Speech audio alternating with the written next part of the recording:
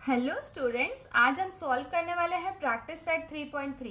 Last video में हमने solve किया था बाय सिंथेटिक डिवीजन मेथड और आज के इस वीडियो में हम सॉल्व करेंगे लीनियर डिवीजन मेथड से। तो चलो स्टार्ट करते हैं सॉल्व करना। अब हम स्टार्ट करते हैं इसको सॉल्व करना। क्वेश्चन में हमें क्या दिया हुआ है, divide each of the following polynomials by synthetic division method and also by linear division method, write the quotient and the remainder. तो हमें इन्हें क्या करना है, सिंथेटिक डिवीजन मेथड से और लीनियर डिवीजन मेथड से, दोनों से सॉल्व करना है। कई बार आपको कंफ्यूजन होता है कि जैसे क्वेश्चन आएगा तो आपको कौन सा मेथड यूज करना है। तो क्या है कि जब एग्जाम होगा तो वहां पे वो मेंशन होगा कि आपको कौन से मेथड से सॉल्व करना है, लाइक सिंथेटिक डिवीजन मेथड से सॉल्व करो या फिर लीनियर डिवीजन मेथड से। मतलब दोनों नहीं आएंगे, इनमें से कोई भी आ सकता है, तो वो क्वेश्चन में मेंशन रहेगा। सो डोंट वरी, इसमें कंफ्यूज नहीं हो कि आपको कौन से डिवीजन से सॉल्व करना है, बट हाँ आपको ये दोनों मेथड आने चाहिए। और अगर मेंशन नहीं किया है तो आप इसमें से कोई भी मेथड यूज कर सकते हैं। तो चलो स्टार्ट करते हैं सॉल्व करना क्वेश्चन नंबर 1 से। देखो ये हम कई बार पढ़ चुके हैं और हमें पता है डिविडेंड इक्वल्स टू क्या होता है, divisor multiply by quotient plus remainder. यहाँ पे मैंने इसलिए लिखा है क्योंकि इसी फॉर्म में हमें यहाँ पे आंसर मिलने वाला है। तो यह है क्वेश्चन नंबर 1, हमने लिख लिया सॉल्यूशन। लीनियर डिवीजन मेथड हम स्टार्ट कर रहे हैं। तो लीनियर का मतलब होता है लाइन, मतलब लाइन वर्ड से आया है ये लीनियर, मतलब ऐसे लाइन में जैसे इक्वेशन सॉल्व करते हैं ना वैसे सॉल्व करना है। सो इस मेथड का नाम है लीनियर डिवीजन मेथड। जैसे जब इसको हम सॉल्व करेंगे तो हमें फाइनल आंसर पता है कैसे मिलेगा। जैसे ये डिविडेंड है तो हम क्या करेंगे, डिविडेंड से स्टार्ट करेंगे। तो यहाँ पे डिविडेंड हमें क्या दिया हुआ है, 2m² माइनस 3m प्लस 10, ये हमें दिया हुआ है। सो यहाँ से हम शुरुआत करेंगे, इक्वल्स टू डिवाइजर यहाँ पे क्या है, m माइनस 5, मतलब यहाँ पे आएगा ये m माइनस 5। तो हम स्टार्ट करेंगे सॉल्व करना ये डिविडेंड से। सो फाइनली हमें इस तरीके से आंसर मिलेगा। तो डिवाइजर को हमें यहाँ पे लेके आना है m माइनस 5 को। सो ऑटोमेटिकली क्वोशिएंट और रिमाइंडर यहाँ पे आ जाएगा। अभी हम सॉल्व करेंगे तो आपको समझ में आ जाएगा। जैसा कि मैंने आपको बताया था कि हमें डिविडेंड को पहले लिखना होगा और उससे हमें सॉल्यूशन मिलेगा। सॉल्यूशन मतलब ये वाला पार्ट मिलेगा। तो चलो सबसे पहले हम यहाँ पे डिविडेंड लिख लेते हैं। डिविडेंड हमें क्या दिया हुआ है, 2m² माइनस 3m प्लस 10। ये क्या है, यहाँ पे 2m का स्क्वायर है तो इसको हम ऐसे लिख सकते हैं 2m in bracket m। 2m को अगर हम m से मल्टीप्लाई करेंगे, ब्रैकेट का मतलब क्या होता है, मल्टीप्लाई, तो इसे जब हम इससे मल्टीप्लाई करेंगे तो हमें कितना मिलेगा, 2m² minus 3m plus 10। First question में मैं स्टेप्स थोड़े एक्स्ट्रा बताऊंगी बिकॉज आपको समझना है। जब आप एक बार समझ जाओगे ना तो कोई कोई स्टेप को हम स्किप कर सकते हैं। इक्वल्स टू, देखो यहाँ पे m है बट हमें यहाँ पे आंसर में डिवाइजर क्या चाहिए, m माइनस 5 चाहिए। तो देखो जैसे ये क्या है, 2m है, मतलब 2m है और इसे हमने यहाँ पे ब्रैकेट में m लिखा है। तो इसको जब हम मल्टीप्लाई करेंगे इसके साथ में तो ये कितना हो जाएगा, 2m² हो जाएगा। बट यहाँ पे क्या है, m है और हमें यहाँ पे आंसर इस फॉर्मेट में चाहिए और यहाँ पे क्या आना चाहिए, m माइनस 5 आना चाहिए। तो हम क्या करेंगे, हम इसे लिख सकते हैं 2m और m के प्लेस में हम क्या लिखेंगे, m माइनस 5। देखो ऐसे ही तो हम यहाँ पे कुछ भी नहीं लिख सकते हैं, बट हमें यहाँ पे चाहिए कि यहाँ पे m माइनस 5 आए। m माइनस 5 हमें क्यों चाहिए, क्योंकि हमें आंसर इसी फॉर्मेट में चाहिए। बट यहाँ पे हमने लिखा है तो हमें कुछ तो कंपनसेट करना पड़ेगा। तो देखो हम क्या कर सकते हैं, जैसे हमने यहाँ पे लिखा है 2m, m माइनस 5 है। जैसे 2m को जब हम m से मल्टीप्लाई कर रहे थे तब तो हमें 2m² मिल रहा था और यहाँ पे अगर हमने m माइनस 5 लिखा है तो इसका आंसर क्या आएगा, इसको मल्टीप्लाई किया तो ये हो जाएगा 2m² माइनस 2m को हम 5 से मल्टीप्लाई करेंगे तो 2 5 जा कितना हो जाएगा, 10m। तो हम यहाँ पे देख सकते हैं कि इसको और इसको, ये दोनों को हम कंपेयर करेंगे तो 2m और 2m तो सेम है बट यहाँ पे माइनस 10m एक्स्ट्रा आ रहा है। तो इसको कंपनसेट करने के लिए, इसको हटाने के लिए क्या हम ऐसा लिख सकते हैं, plus 10m, because minus plus क्या हो जाएगा, माइनस हो जाएगा। तो ये दोनों आपस में कैंसिल हो सकते हैं। हमने क्या किया, यहाँ जबरदस्ती m माइनस 5 लिखा है जस्ट बिकॉज यहाँ पे डिवाइजर में m माइनस 5 है। अगर हमने यहाँ पे जबरदस्ती कुछ किया है तो उसे कंपनसेट तो करना पड़ेगा। तो इसको जब इससे हम मल्टीप्लाई कर रहे हैं तो ये मिलेगा। तो इस वाले पार्ट को मतलब माइनस 10m को हटाने के लिए हमें क्या करना पड़ेगा, यहाँ पे हमें लिखना होगा प्लस 10m। अब ये वाले पार्ट को अगर हम सॉल्व करेंगे तो हमें क्या मिल जाएगा, 2m² मिल जाएगा, मतलब प्लस 10m लिखा तो ये क्या हो गया, कंपनसेट हो गया। ये पूरा पार्ट कहाँ से आया, यहाँ से आया है। अब जो रिमेनिंग पार्ट्स हैं वो हम लिख लेते हैं, -3m + 10 इक्वल्स टू, ये क्या हो जाएगा, 2m, ये है m - 5।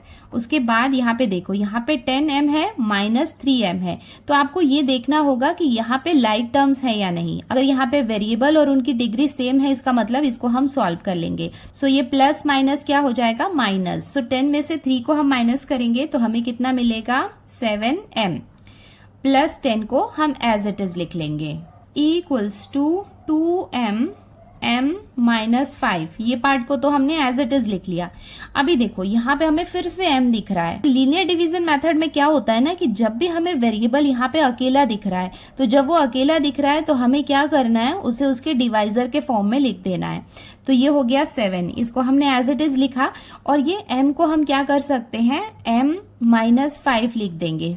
m - 5 कहाँ से आया, बिकॉज यहाँ पे क्या है, डिवाइजर है। अगेन सेम प्रॉब्लम आ गया कि 7 को जब हम m से मल्टीप्लाई करेंगे तब तो 7m मिलेगा, बट यहाँ पे ये -5 है। -5 का मतलब क्या हो गया, 7 5 35, मतलब यहाँ पे -35 एक्स्ट्रा है। तो उसको कंपनसेट करने के लिए हम क्या करेंगे, यहाँ पे +35 लिख देंगे, और ये +10 यहाँ पे बाकी है, उसको हमने एज इट इज लिख लिया। ये आपको समझ में नहीं आया है कि +35 कहाँ से आया है, तो मैं फिर से बता देती हूँ कि -5 हमने यहाँ पे एक एक्स्ट्रा अपने मन से डाल दिया है। क्यों डाला है, क्योंकि मजबूरी है, बिकॉज यहाँ पे -5 लिखा हुआ है और हमें वही चाहिए। तो ये लिखा है तो उसको कंपनसेट करने के लिए 7 5 35, -35 है तो हम यहाँ पे क्या लिखेंगे, +35 होगा, ताकि ये दोनों आपस में कैंसिल हो जाए, और ये +10 को हमने एज इट इज लिख लिया। इक्वल्स टू, देखो यहाँ पे क्या है, 2m है, यहाँ पे 7 है, बट हम यहाँ पे देख सकते हैं m - 5 और m - 5, ये और ये दोनों टर्म को हम देखेंगे तो m - 5 और m - 5 यहाँ पे कॉमन है, तो हम m - 5 को क्या ले लेंगे, यहाँ पे कॉमन ले लेंगे। कॉमन ले लेंगे तो हमारे पास क्या बाकी है, यहाँ पे 2m और कुछ नहीं है, इसका मतलब ये क्या है, +7 है, तो यहाँ पे क्या आ जाएगा, ये +7। और यहाँ पे हम देख सकते हैं कि यहाँ पे हमें 2 नंबर्स दिए हुए हैं, तो +35 + 10 कितना हो जाएगा, 45। अब हम यहाँ पे देख सकते हैं कि हमें यहाँ पे फर्स्ट पोजीशन में क्या मिल गया है, m - 5।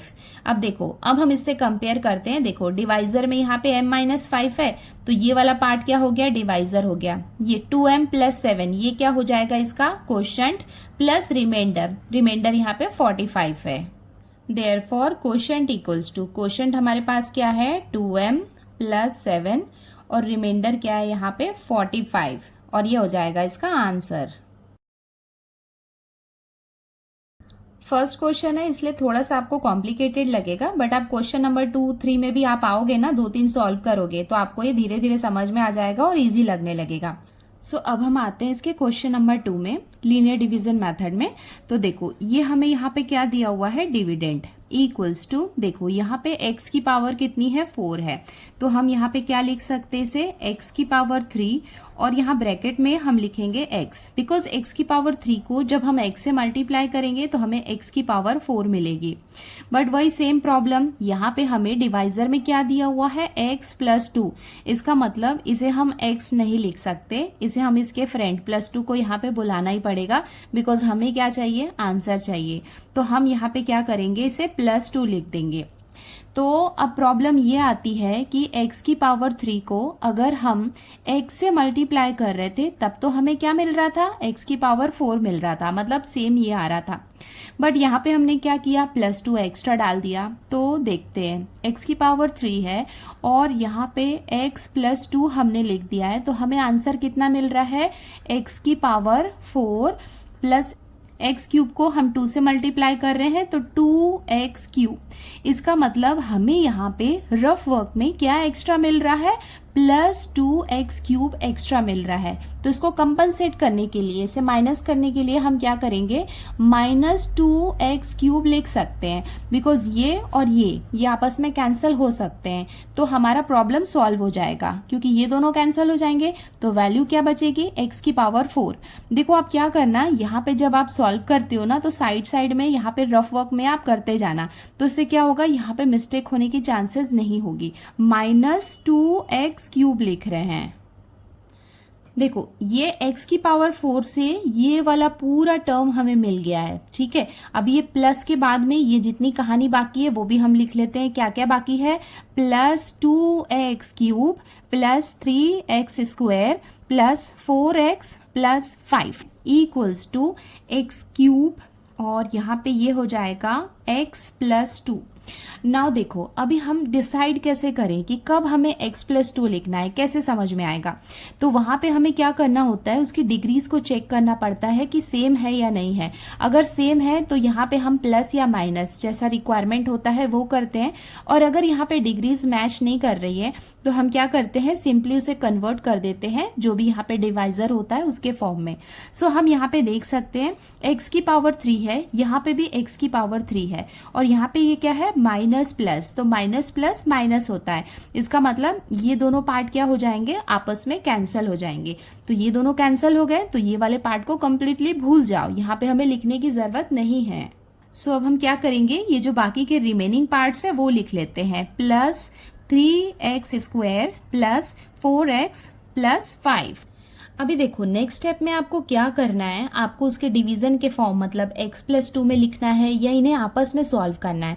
वो डिपेंड करता है कि यहाँ पे डिग्रीज मैच हो रही हैं कि नहीं। अगर डिग्रीज मैच हो रही हैं और वो लाइक टर्म्स हैं तो उन्हें हमें सॉल्व करना होता है, जैसे कि हमने यहाँ पे किया था। अब यहाँ पे हम देख सकते हैं कि हमें दिया हुआ है x² और यहाँ पे है x, तो यहाँ पे ये दोनों को हम ऐड तो नहीं कर सकते हैं बिकॉज ये लाइक टर्म्स नहीं है। तो यहाँ पे हम क्या करेंगे, इसे हम लिख सकते हैं x⁴, ये हो जाएगा x + 2, और यहाँ पे ये क्या है, +3x² है। तो +3x को क्या हम ऐसे लिख सकते हैं, 3x और ब्रैकेट में हम लिख लेंगे x, बिकॉज 3x को जब हम x से मल्टीप्लाई करेंगे तो हमें क्या मिलेगा, 3x² मिलेगा। बट वही सेम कहानी, x को अकेले नहीं लिखना है, हमें क्या करना है, डिवाइजर के फॉर्म में लिखना है। तो डिवाइजर में क्या है, x + 2।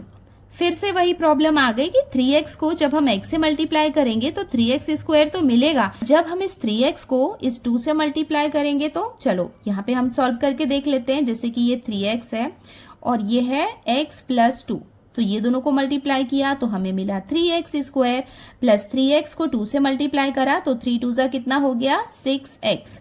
इसका मतलब +6x हमें यहाँ पे क्या मिल रहा है, एक्स्ट्रा मिल रहा है।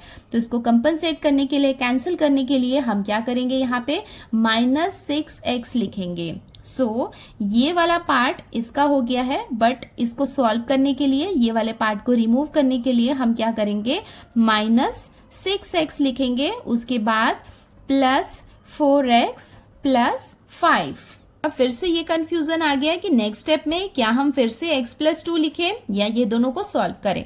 तो ये देख के आप डिसाइड कर सकते हो, जैसे कि x और x दोनों वेरिएबल और उनकी डिग्री सेम है, इसका मतलब ये दोनों क्या है, आपस में लाइक टर्म्स हैं। लाइक टर्म्स है इसका मतलब एडिशन या सब्ट्रैक्शन हो सकता है।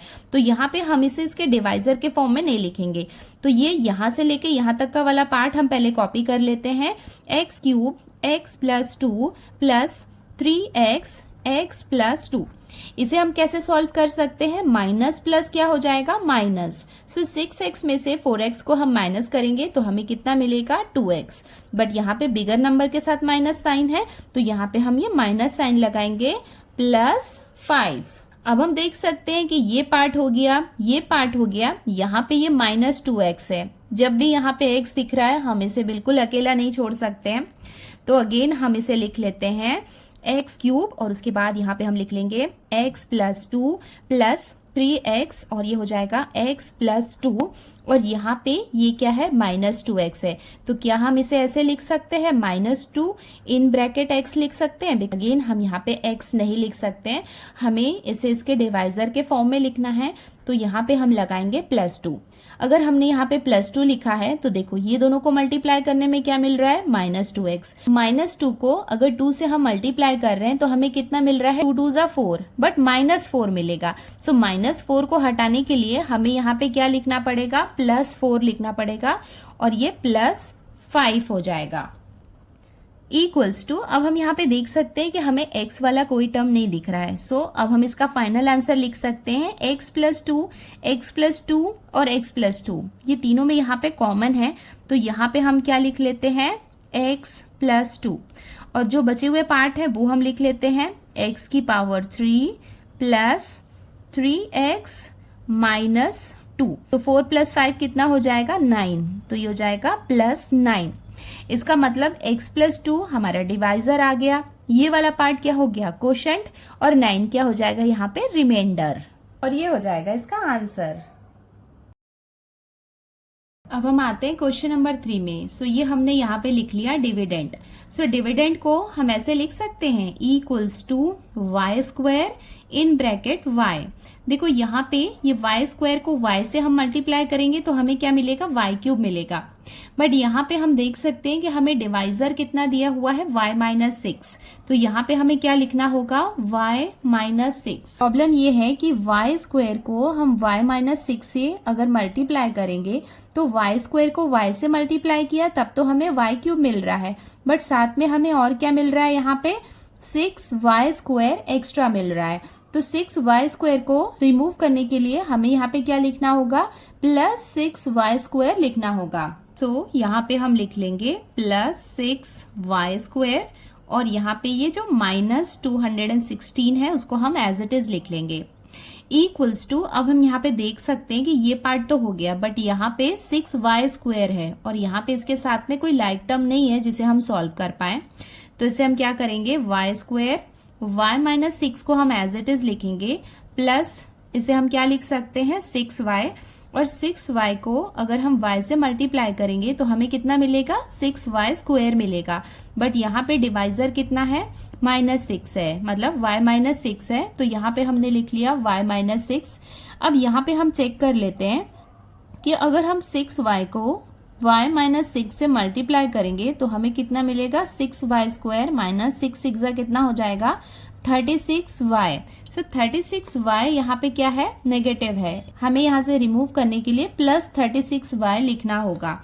सो यहाँ पे हम क्या लिख लेते हैं, +36y और -216 को हम एज इट इज लिख लेते हैं। नाउ नेक्स्ट स्टेप में हम यहाँ पे देख सकते हैं कि 36y है, बट 36y के साथ में यहाँ कोई लाइक टर्म नहीं है सॉल्व करने के लिए। सो यहाँ पे भी हम क्या करेंगे, इस y को y - 6 के फॉर्म में लिख लेंगे, तो ये हो जाएगा E = y² y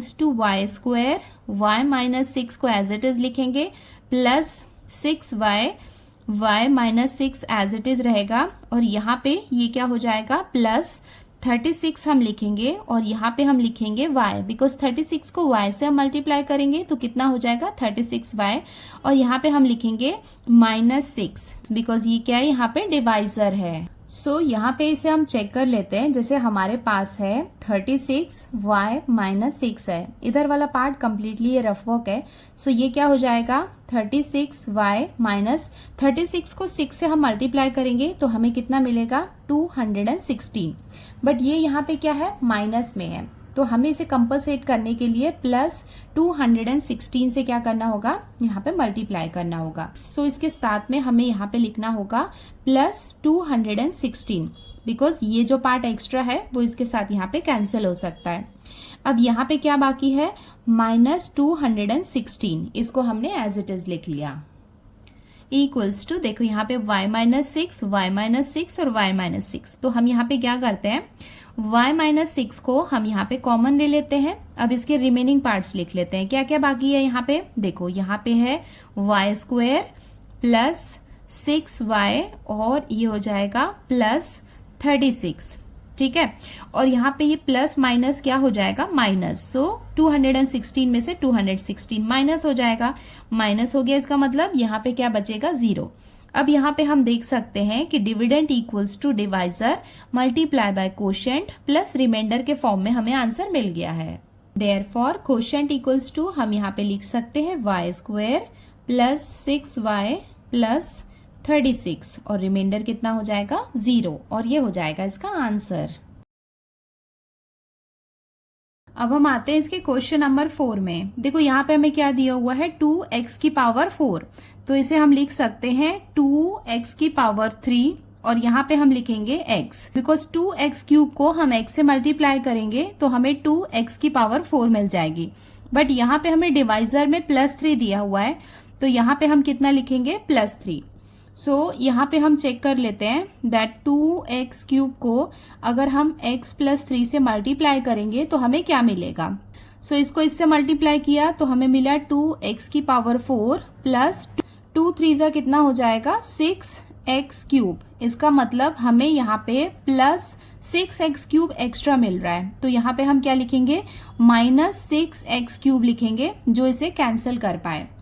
तो ये टर्म लिखने के बाद यहाँ पे हम एक्स्ट्रा क्या लिखेंगे -6x क्यूब, और उसके बाद यहाँ से यहाँ तक का जो बाकी का टर्म है वो हम लिख लेते हैं plus 3x cube plus 4x minus 2x square equals to, अब हम यहाँ पे देख सकते हैं x की पावर 3 x की पावर 3, मतलब ये दोनों यहाँ पे लाइक टर्म्स हैं, तो इसको हम सॉल्व कर लेते हैं। सबसे पहले इसे हम एज इट इज लिख लेते हैं 2x क्यूब x प्लस 3, यहाँ पे ये माइनस प्लस क्या हो जाएगा माइनस, सो 6 में से 3 को हम माइनस करेंगे तो हमें कितना मिलेगा 3, बट साइन हम यहाँ पे बिगर नंबर का लगाएंगे, तो ये क्या हो जाएगा -3x cube plus 4x minus 2x square equals to, अब हम यहाँ पे देख सकते हैं कि x की पावर 3 है, यहाँ पे क्या है 1 है, इसका मतलब ये दोनों लाइक टर्म्स नहीं है, इसे हम सॉल्व नहीं कर सकते हैं, तो इसे हम लिख लेते हैं 2x क्यूब x प्लस 3,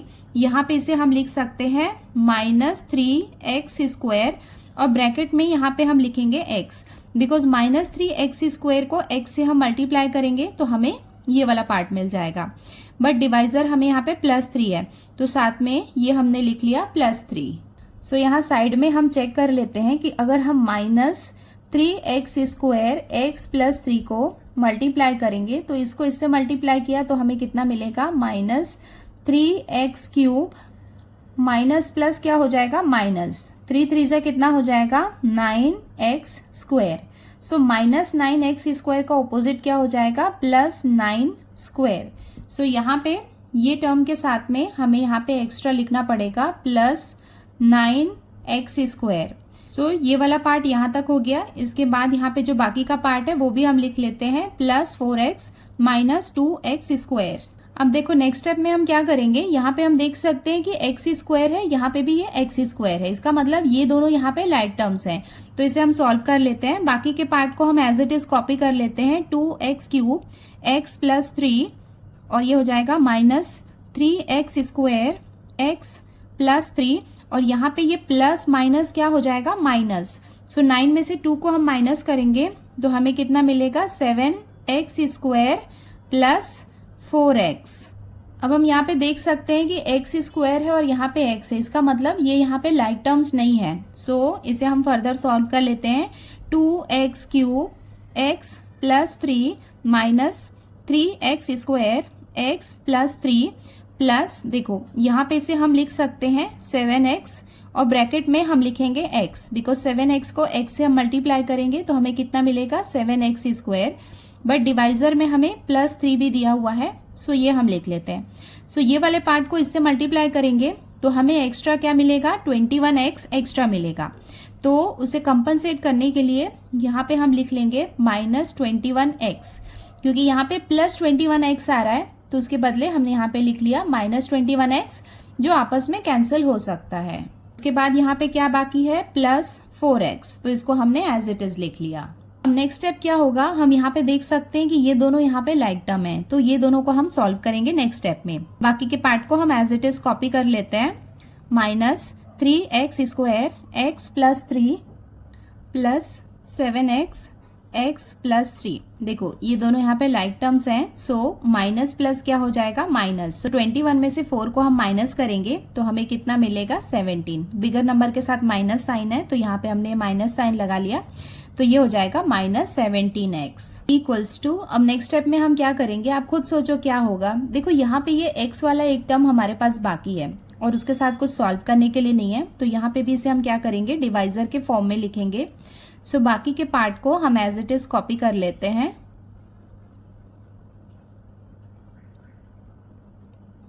यहाँ पे इसे हम कैसे सॉल्व करेंगे, इसे हम लिख सकते हैं -17 ब्रैकेट में हम लिखेंगे x, बिकॉज -17 को x से मल्टीप्लाई करेंगे तो हमें कितना मिलेगा -17x, और यहाँ पे +3 हम यहाँ पे एक्स्ट्रा लिखेंगे बिकॉज ये क्या है डिवाइजर का पार्ट है। देखो इससे इसको मल्टीप्लाई किया तो ये, अभी -17 को 3 से मल्टीप्लाई करेंगे तो 17 3 कितना होगा 51, बट -51 होगा। -51 को कैंसिल करने के लिए हमें यहाँ पे क्या लिखना होगा +51 लिखना होगा। अब हम यहाँ पे देख सकते हैं कि फर्दर यहाँ पे कुछ सॉल्व करने को बाकी नहीं है, तो हम यहाँ पे क्या करेंगे x+3 x+3 x+3 और x+3। सो हम क्या करेंगे ये x+3 को हम कॉमन ले लेंगे और बाकी के जो पार्ट्स हैं वो लिख लेते हैं। तो यहाँ पे ये क्या है 2x³ minus 3x² plus 7x minus 17, और उसके साथ में हमें क्या मिला +51। तो ये हमें यहाँ पे मिल गया डिवाइजर, ये हो जाएगा कोशेंट और ये हो जाएगा रिमाइंडर। सो इसका फाइनल आंसर हम लिख लेते हैं। देयरफॉर कोशेंट इक्वल्स टू क्या हो जाएगा 2x³ minus 3x² plus 7x minus 17, और रिमाइंडर कितना हो जाएगा 51, और ये हो जाएगा इसका आंसर। अब हम आते हैं इसके नेक्स्ट क्वेश्चन में। तो यहाँ पे हमें डिविडेंड क्या दिया हुआ है ये हमने लिख लिया। अब इसको हम फर्दर सॉल्व करते हैं। देखो x की पावर 4 है, सो इसे हम लिख सकते हैं x की पावर 3 और ब्रैकेट में हम लिखेंगे x, बिकॉज x की पावर 3 को अगर हम x से मल्टीप्लाई करेंगे तो हमें x की पावर 4 मिल जाएगी। बट यहाँ पे हम देख सकते हैं कि डिवाइजर में हमें +4 दिया हुआ है, सो ये हमने लिख लिया +4। चलो यहाँ पे हम साइड में चेक कर लेते हैं। अगर हम x की पावर 3 को x+4 के साथ में मल्टीप्लाई कर रहे हैं तो हमें क्या मिल रहा है x की पावर 4 प्लस 4x³, इसका मतलब +4x³ मिल रहा है। सो इसका ऑपोजिट क्या होगा -4x³। सो ये यहाँ पे हमें लिखना होगा इसे कैंसिल करने के लिए। सो यहाँ पे हम क्या लिखेंगे -4x³ को लिखेंगे। उसके बाद में ये जो इसका रिमेनिंग पार्ट्स है वो लिख लेते हैं -3x² माइनस 8। अब यहाँ पे हम देख सकते हैं कि x की पावर 3 और x की पावर 2, इसका मतलब ये दोनों यहाँ पे लाइक टर्म्स नहीं है, तो ये दोनों को हम सॉल्व नहीं कर सकते हैं। तो फर्दर स्टेप में हम क्या लिखेंगे x की पावर 3 ये हो जाएगा x प्लस 4 माइनस यहाँ पे हम लिखेंगे 4x² और ब्रैकेट के अंदर रहेगा यहाँ पे x। सो डिवाइजर के अकॉर्डिंग यहाँ पे हमने क्या लिख लिया +4 लिख लिया। यहाँ पे अगेन एक रफ वर्क हम कर लेते हैं, जैसे -4x² को अगर हम x प्लस 4 के साथ में मल्टीप्लाई करते हैं तो हमें कितना मिलता है -4x³ माइनस 4 4 सा कितना हो जाएगा 16x²। सो यहाँ पे हमें क्या मिल रहा है -16x² मिल रहा है, तो हम क्या करेंगे +16x² लिखेंगे इस वाले पार्ट को कैंसिल करने के लिए। सो यहाँ पे हम लिख सकते हैं +16x²। सो ये वाला पार्ट यहाँ तक आ गया। अभी हमारे पास क्या क्या बाकी है -3x² माइनस 8 इक्वल्स टू। अब हम नेक्स्ट स्टेप में क्या करेंगे, हम यहाँ पे देख सकते हैं कि यहाँ पे भी स्क्वायर है और यहाँ पे भी स्क्वायर है, इसका मतलब यहाँ पे लाइक टर्म्स है। सो ये वाले पर्टिकुलर पार्ट को हम सॉल्व करेंगे, बाकी को हम एज इट इज कॉपी कर लेते हैं। x³ x plus 4 minus 4x² x plus 4, यहाँ पे ये प्लस माइनस क्या हो जाएगा माइनस हो जाएगा। सो 16 में से 3 को हम माइनस करेंगे तो हमें कितना मिलेगा 13x² माइनस 8 इक्वल्स टू, ये यहाँ पे क्या हो जाएगा x की power 3 x plus 4 minus 4x² x plus 4। अब यहाँ पे ये अकेला है तो इसको हमें सॉल्व करना होगा, सो इसे हम लिख सकते हैं +13x और यहाँ पे हम लिखेंगे x, बिकॉज 13x को x से हम मल्टीप्लाई करेंगे तो हमें 13x² मिलेगा।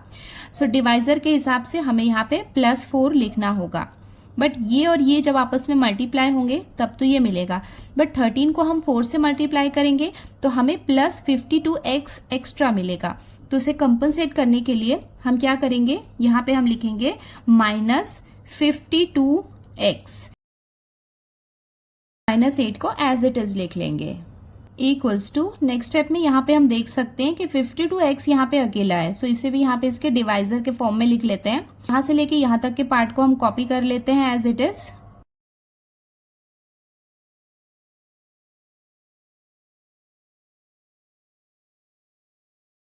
इसको यहाँ पे हम लिख लेते हैं -52 और ब्रैकेट में हम लिखते हैं x, बिकॉज इससे इसको मल्टीप्लाई करेंगे तो ये मिलेगा, +4 हम यहाँ पे एक्स्ट्रा लिख लेते हैं। अभी देखो इससे इसको मल्टीप्लाई करेंगे तब तो हमें क्या मिलेगा, -52x मिलेगा, बट -52 को 4 से हम मल्टीप्लाई करेंगे तो हमें कितना मिलेगा, -208। इट मीन्स 52 को 4 से आप मल्टीप्लाई करके देख सकते हैं रफ वर्क में, आपको मिलेगा -208। तो उसको कंपनसेट करने के लिए, कैंसिल करने के लिए हम क्या करेंगे, यहाँ पे हम लिखेंगे +208 और जो बाकी का पार्ट है उसको हमने एज इट इज लिख लिया इक्वल्स टू। नेक्स्ट स्टेप में हम क्या करेंगे, ये दोनों को आपस में सॉल्व कर लेते हैं। सो यहां से लेके यहां तक का पार्ट को एज इट इज लिख लेते हैं और इसको हम सॉल्व कर लेते हैं।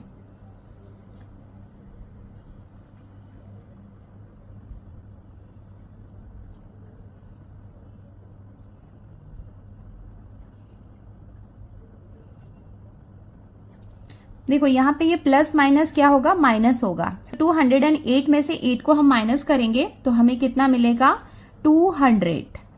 अब यहाँ पे कुछ फर्दर सॉल्व करने के लिए तो हमारे पास बाकी नहीं है, तो इसका फाइनल आंसर में हम आते हैं। तो x+4 x+4 x+4 x+4। सो यहाँ पे x+4 को हम कॉमन ले लेते हैं जो कि हमारा डिवाइजर है। बाकी का क्या क्या पार्ट बाकी है, x³ -4x² प्लस 13x -52, ये हो गया हमारा क्वोशंट, और बाकी का ये बचा 200, ये हो जाएगा इसका रिमाइंडर। सो अब हम इसका आंसर लिख लेते हैं। क्वोशंट हमें क्या मिला है, x³ -4x² प्लस 13x -52 और रिमाइंडर हमें कितना मिला है, 200, और ये हो जाएगा इसका आंसर। अब हम आते हैं इसके क्वेश्चन नंबर 6 में। सो यहाँ पे हमने ये डिविडेंड लिख लिया इक्वल्स टू, देखो इसे हम लिख सकते हैं y² और इन ब्रैकेट हम लिखेंगे y, बिकॉज y² को y से मल्टीप्लाई करेंगे तो हमें कितना मिलेगा, y³। बट यहाँ पे हम डिवाइजर में देख सकते हैं कि हमें कितना दिया हुआ है, y-1। सो ये हमने लिख लिया y-1। यहाँ पे थोड़ा सा रफ वर्क कर लेते हैं कि y² को y-1 से जब हम मल्टीप्लाई करेंगे तो हमें क्या मिलेगा, y³ -y²। सो यहाँ पे देखो y³ तो है हमारे पास, बट यहाँ पे -y² हमें एक्स्ट्रा मिल रहा है। सो इसे रिमूव करने के लिए यहाँ पे हम क्या करेंगे, +y² लिखेंगे। सो ये वाला पार्ट लिखने के बाद यहाँ पे हम लिख सकते हैं +y²। उसके बाद ये जो बाकी का पार्ट है उसको हम एज इट इज लिख लेते हैं। ये क्या है, -3y² plus 5y -1। Now next step में हम यहाँ पे देख सकते हैं कि यहाँ पे y² है, यहाँ पे भी y² है। इसका मतलब ये दोनों क्या है, यहाँ पे लाइक टर्म्स है। सो लाइक टर्म्स होते हैं तो सबसे पहले हम लाइक टर्म्स को सॉल्व करते हैं। ये वाले पार्ट को हम एज इट इज लिख लेते हैं y² y -1। ये प्लस माइनस क्या हो जाएगा, माइनस हो जाएगा। सो 3 में से ये 1y को हम माइनस करेंगे तो हमें कितना मिलेगा, -2y², बिकॉज यहाँ पे बिगर नंबर के साथ क्या था, यहाँ पे माइनस था, प्लस 5y -1 को हम एज इट इज लिखेंगे। नाउ यहाँ पे हम देख सकते हैं कि y² है और यहाँ पे y है, इसका मतलब यहाँ पे लाइक टर्म्स तो नहीं है। सो इसे हम लिख सकते हैं y² y -1 और इसे हम लिख सकते हैं -2y और ब्रैकेट में हम लिखेंगे y। डिवाइजर के फॉर्म में हम यहाँ पे क्या लिखेंगे, -1 लिखेंगे। देखो -2y को y से मल्टीप्लाई करेंगे तो हमें क्या मिलेगा, -2y², और जब -2y को -1 से मल्टीप्लाई करेंगे तो हमें क्या मिलेगा, +2y मिलेगा। सो उसको कंपनसेट करने के लिए, रिमूव करने के लिए हम यहाँ पे क्या करेंगे, यहाँ पे हम लिखेंगे -2y। बाकी के पार्ट को हम एज इट इज लिख लेते हैं +5y -1 इक्वल्स टू, यहाँ पे हम देख सकते हैं y और y लाइक टर्म्स है, मतलब ये वाले पार्ट को हम सॉल्व करेंगे। सो रिमेनिंग पार्ट को हम एज इट इज लिख लेते हैं -2y y -1। माइनस प्लस क्या हो जाएगा, माइनस। सो 5 में से 2 को हम माइनस करेंगे तो हमें कितना मिलेगा, 3y, बट ये यहाँ पे क्या रहेगा, प्लस रहेगा। उसके साथ में ये -1 को हम एज इट इज लिख लेते हैं इक्वल्स टू, अगेन यहाँ पे हमें y दिख रहा है तो इसे हम क्या करेंगे, डिवाइजर के फॉर्म में लिख लेते हैं। सो ये हो जाएगा y square y minus 1 minus 2y y minus 1, और यहाँ पे इसे हम लिख सकते हैं प्लस 3 इन ब्रैकेट, ये क्या हो जाएगा y।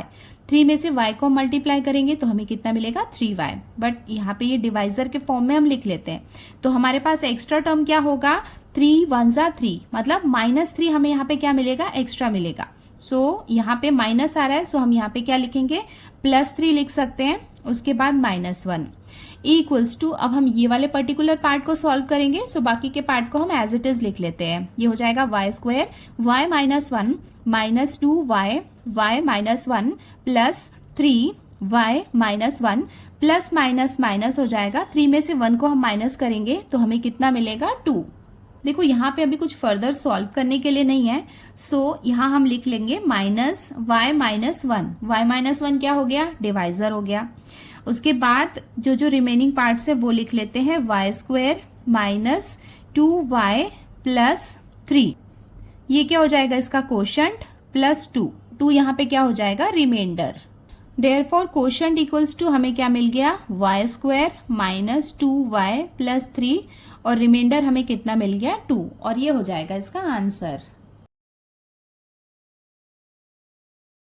बच्चों ये आपके लिए एक होमवर्क क्वेश्चन है जिसे आपको डिवाइड करना है synthetic and linear division method से। उसके बाद आप चेक करना कि दोनों में सेम आंसर आ रहे हैं कि नहीं, और मुझे कमेंट करके इसका क्वोशंट और रिमाइंडर बताना। बच्चों इसके साथ ही हमने प्रैक्टिस सेट 3.3 कंप्लीट कर लिया है। अब हम जल्दी मिलते हैं न्यू वीडियो में जिसमें हम सॉल्व करेंगे प्रैक्टिस सेट 3.4। अगर आपको ये वीडियो अच्छे से समझ में आया है तो वीडियो को लाइक जरूर करें, हमारे चैनल पे नए हैं तो चैनल को सब्सक्राइब जरूर करें। और हाँ, मैंने जो होमवर्क क्वेश्चन दिया है तो प्लीज मैं आपसे रिक्वेस्ट करती हूँ कि इसको प्रैक्टिस जरूर करें, बिकॉज क्या होता है ना कि जो क्वेश्चन हम देखते हैं वो तो ईजिली सॉल्व हो जाते हैं, तो इसको आप सॉल्व करें दोनों मेथड से और मुझे कॉमेंट करके इसका आंसर बताएं। सो आज के लिए इतना ही बच्चों, जल्दी मिलते हैं न्यू वीडियो में। Till then bye, take care and practice well.